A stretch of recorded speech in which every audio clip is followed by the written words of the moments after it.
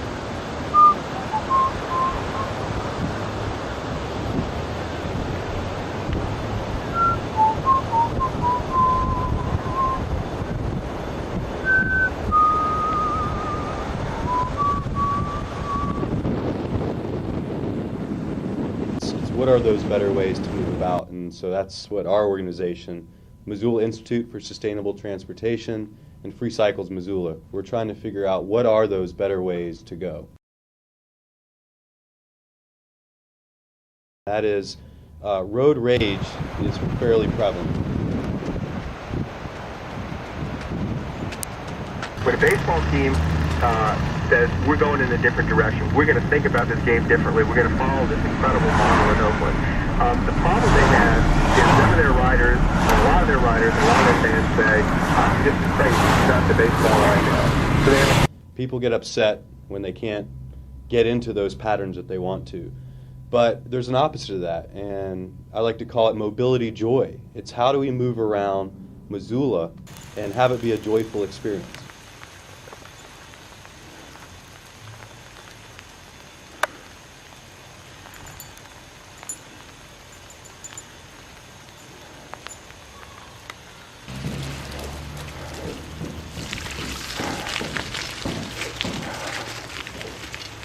Experiencing the neighborhood, experiencing the community, you know, the dog on the side of the road, the squirrels, the birds, your neighbors. And those are things you don't tend to get to in our traditional, or at least the last 50 years of commuting, which has been by single occupant motor vehicle. And how do we change that? We know we're bumping up against limits. And so the challenge is to change that. And we believe we can do that on a community level very easily if we put our minds to it.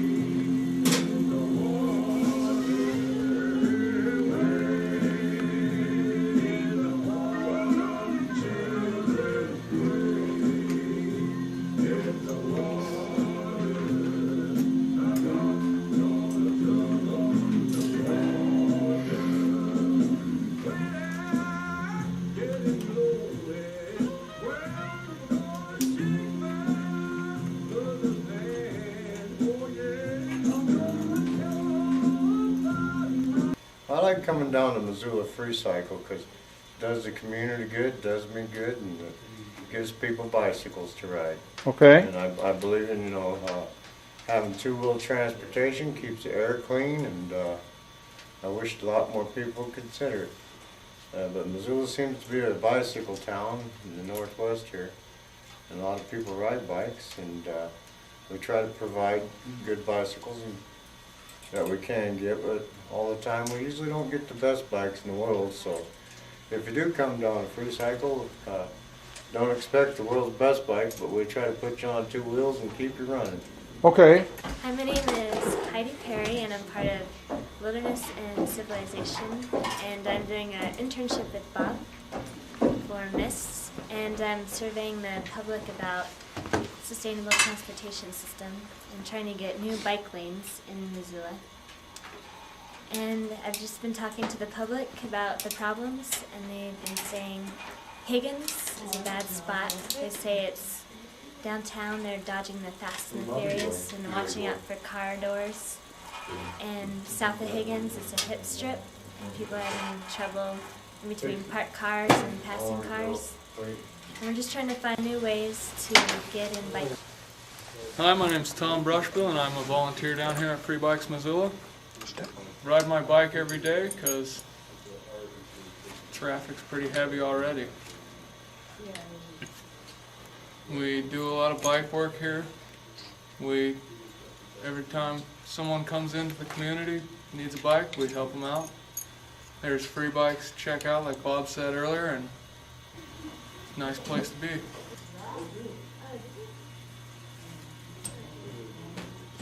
Okay, so there's a lot of tools that we can use to build sustainable transportation in Missoula. And that's what this shop is partly about, is learning what those tools are, learning as a community to build a better city. Over here on the right, we have a map of Missoula. It's the city's bicycle map. It is blown up 3 times as big so we can see what projects are where in the city and how we can improve future streets and trails. If you keep going a little bit, to your left, over here we have a crash map. And this is important because it shows the locations of the 2,500 vehicle crashes that occurred in 2002 in the Missoula Valley. We're analyzing this map to figure out not only where do crashes happen, but where have they not happened, and what can we learn about the streets that are safer than others. Okay, also in here we have models of roadway design. This shows a simple road diet from 4 lanes to 3 lanes, adding bike lanes. It's something the city is looking to do on Broadway this summer. If you keep going a little further to your left over here, what we have is a map of the alternatives that are being discussed for South 3rd Street. 2 of them are roundabout alternatives, 1 is a signal alternative. We're going to have a good community discussion this summer and fall about what's more appropriate for Missoula. We like roundabouts in many situations because they do reduce crashes, they keep a flow going, and they're a little more aesthetic than traffic signals. Up above the 3rd Street map, that's a map of Russell Street and what the potential is, especially between 2 of the neighborhoods, between Mount and 3rd Street. It's really tight. There's a lot of houses. Some of them are historic. How do we have a road that fits in there that moves cars, moves bicycles, moves pedestrians, yet still keeps the houses? We did up this little map to show some widths that we might employ on Russell Street and meet the mobility needs with keeping the houses. If you keep going all the way around to your left a little bit further, in the far corner we have an archway that used to open up to an underground Higgins. This building, right on the corner of Higgins and Broadway, turns 100 this year. And apparently these arches used to open up to the underground and were sort of these travel corridors throughout Missoula. I don't know too much about the history. I'd like to learn more. But sort of a speakeasy time back when, I don't know, river runs through it, those types of things. You can feel that type of history down here. I know it was a bowling alley in the 50s because someone came down, donated some bikes, and said they used to set up bowling pins here in the 50s. But I'd like to learn more about 100 years ago when things were really going on. If you keep going a little further to your left, we have a picture, kind of a little art piece in that corner on the felt, showing Missoula's collectors and arterial routes, and that is to show sidewalks with white tape, bike lanes with green tape, and we even put some roundabouts in. We always try to combine art and science and get discussion going when we can.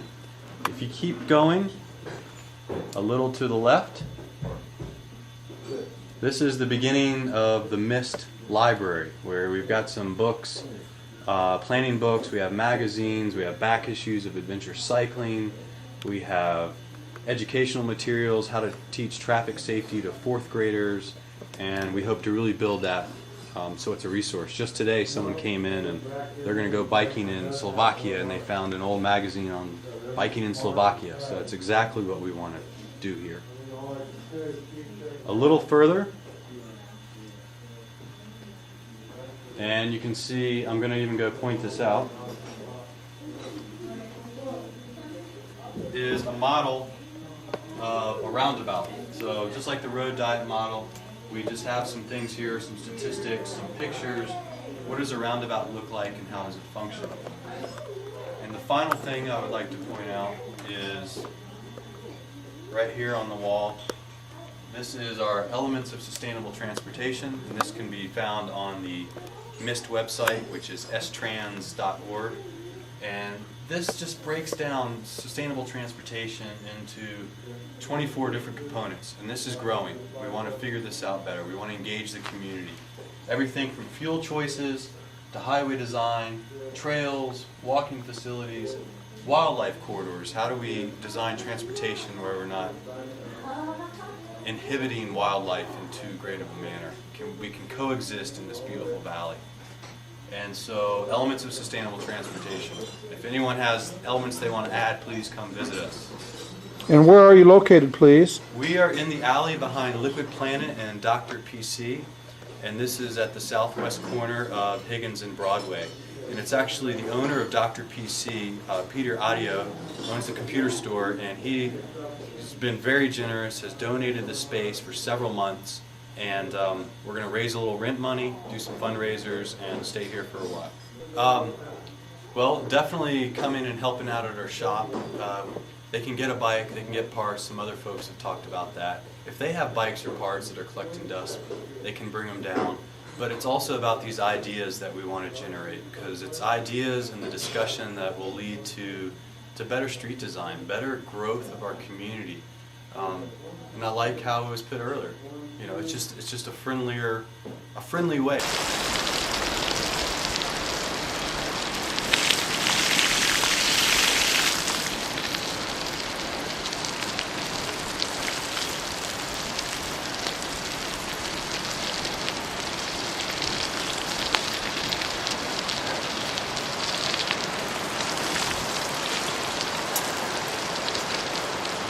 I think one of the reasons that I bicycle most of the trips I take in town is not only for that joy of just the simple pleasure of riding a bike around, but it's exercise. And sure, there's some times where I'd rather take the easy route, just hop in the car and go, but I get a lot of my daily exercise just by the way I move around. Yeah, I think the community, there's this community health issue, and we could solve a lot of our other pressing social needs if we could stay in better health. You know, the public health movement has not traditionally had as much weight as our own health with how we interact with physicians. But I think there's a growing recognition by public health officials that just how we design our community could have a big part on how healthy is our community, how good is our air and water quality, how many crashes are occurring a year in our community, what is the equity of transportation, food, energy systems, how do these systems play out, and how healthy and joyous do people feel when Right. they do them? Yeah. I agree, and I've been fortunate enough to live in a couple other special small American cities and really small town America. And I think small town America in the 21st century is a really As far as joyous traffic place to be. patterns, the typical model for the last 50 years has been a grid system, which has been right angles, and it's been traffic lights. And this stop and go right angles, I believe, is at the heart of a lot of the congestion issues, a lot of the safety issues, and a lot of the issues that are not equitable across modes. Way back when, cities evolved much more organically. And what I mean is they flowed more. They looked at how the rivers came through town. What are the latitudes and longitudes as far as weather patterns, the topography, and they would fit the city to flow and match the topography. But we've kind of superimposed our grid system, our 4-lane roads, our highways, and we lay them down. And there's some advantage to a straight shot, but when you're going through a wetland or if you're going through a neighborhood, and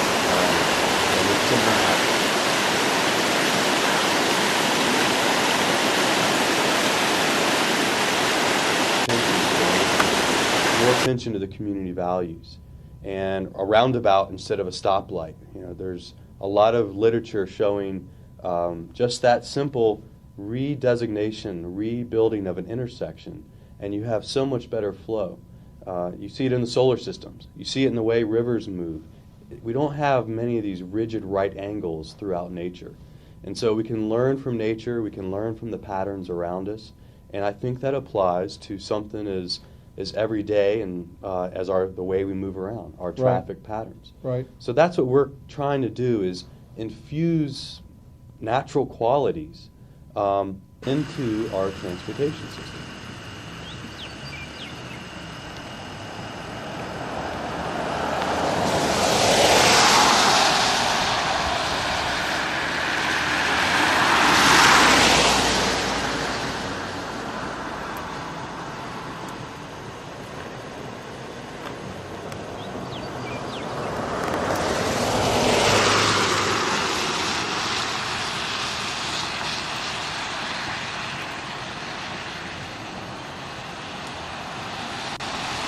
That is one of the things that binds us all in Missoula. It's how we get around. It's how we interact. When you step out of the studio and you walk down the street, you meet people, you see acquaintances, you wave. It's things that have sort of slipped away over the last 50 to 100 years. And we can regain that, and that's exciting to me. That keeps me going. And so not only Missoula, but we're in this information age where when one place figures something out, other places can pick that up. It's sort of the globalization that I like. It's that sharing of ideas across cultures, figuring out what works, what doesn't. And those changes can happen really quick. In Missoula in 2002, there was 2,500 crashes involving motor vehicles. 200 of those were considered severe, and that's incapacitating or fatal. We can solve that. Sweden has announced a project called Vision Zero. No fatalities within their transportation system. And they are setting out on that goal, a national goal. Is it attainable? Well, who knows? But you have to start out on that. There's unknowns. Let's take some risk.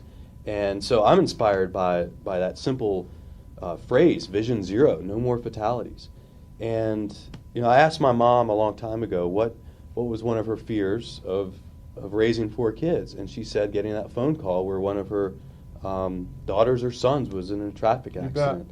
And I pay much more attention to that. When I read almost daily in the paper about some of these tragic events, that hits me hard. And that drives me to say, let's figure it out. And it is. It's street design. It's community design. It's the design of how we think about our infrastructure and our patterns of movement. Speed is a big issue, but it's also our lack of attention. What you said, we can solve these if we put our attention on it. And so that's where our organization, we go to a lot of public meetings. I spend a lot of time at City Hall advocating for better ways of doing things. Right. And looking at maps and drawing and saying, how can we do this and move around without that rigid collision? Instead of the collisions of fender benders and accidents should be more about bumping into your neighbor and saying hello. It's that road rage to mobility joy, that shift that we're on the verge of. I know it and I feel it. And when I wake up in the morning, I step outside, I'm planning on getting on that bike. Now, if I'm having to move a bunch of things or time is an issue on that day, sometimes I do start up the Subaru and head out. But my default choice is the bike. Right. And that's what we would like to see, is much more of the community, America, have that default choice being a less impactful mode, whether it's walking or biking, the bus, the train.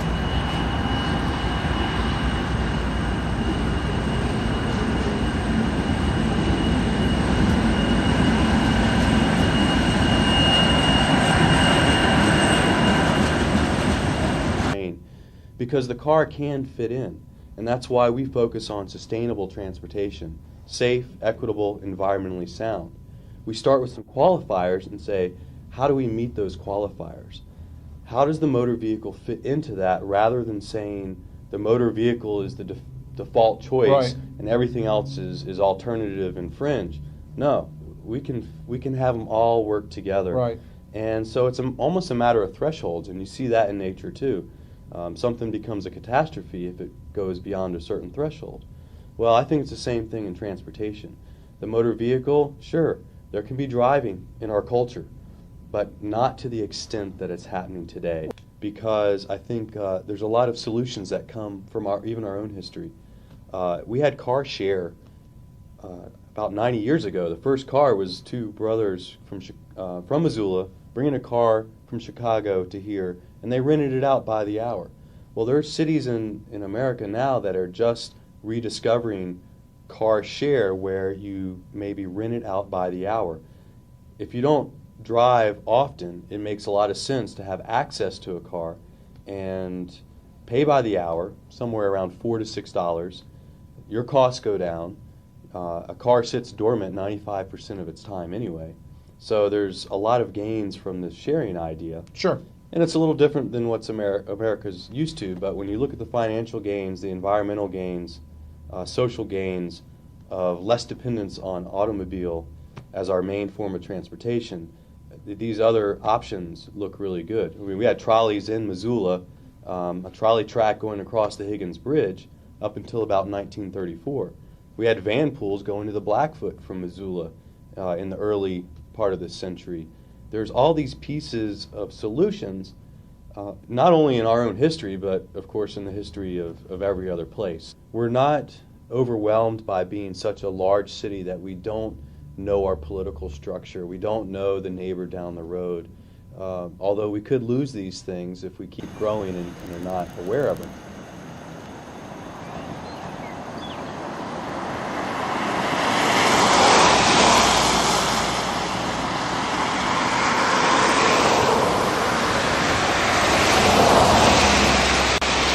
We're also not too small where we're not on the radar screen for the greater America. We're at an exciting cusp where I think that we are able to be that model. And a lot of people are choosing Missoula as their home because it is an uplifting place.